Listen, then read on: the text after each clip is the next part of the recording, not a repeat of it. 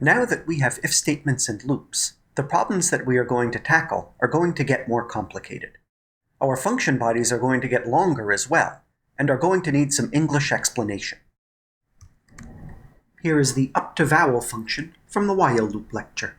We have added 2 comments. A comment begins with a number sign character, often called the hash character, and goes until the end of the line. Python ignores these characters.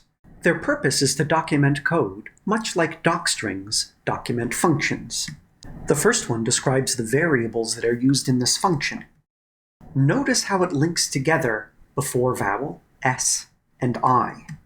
Let's explore a little bit about what that means, and we'll do this using the word Zymergy, with indices 0, 1, 2, 3, 4, 5, and 6. Well, we know that that second index is not included in my substring, so that means that this is s, starting at index 0, going up to index 7. What is s from 0 up through index 6? That is ZYMURG. S from 0 to 5 is ZYMUR.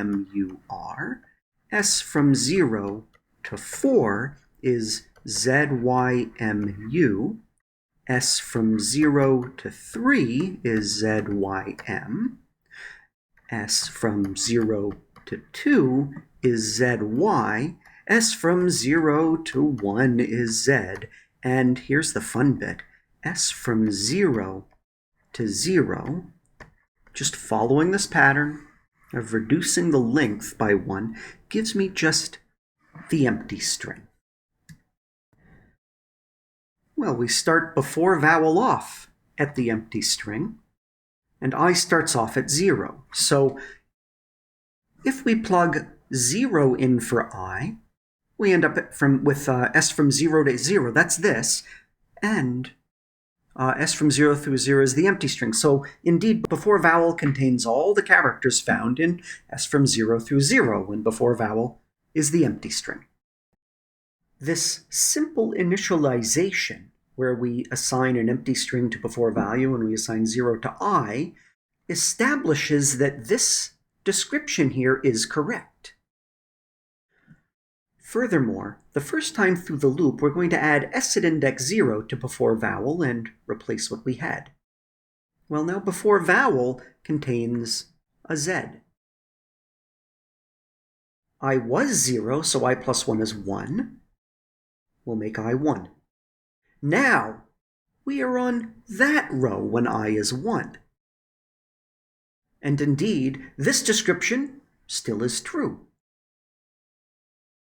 The next time through the loop, we look at s at index 1, coming up here, that's the y. We take the y and we tack it onto the end of before vowel, and then we increment I.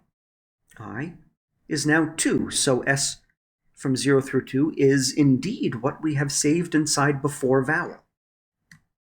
Maintaining this sort of relationship between variables is a bit of a tricky business, but it really helps to understand what's going on inside this loop. Coming up with these relationships in the first place is also challenging, but with practice you'll get better and better. Whenever you write a loop, there's going to be a relationship between your variables. Try and figure out what that relationship is, and you'll have an easier time writing your loop body. Also, once you figure out that relationship, write it down, put it in a comment, so that you don't have to figure it out again the next time you read the code. This second comment, accumulate the non-vowels at the beginning of the string, describes what the loop does. Much like docstrings don't say how functions work, this comment does not say how this loop gets the job done. It just describes the effect. Comments are intended for programmers, and so they don't need to describe how the loop does its job.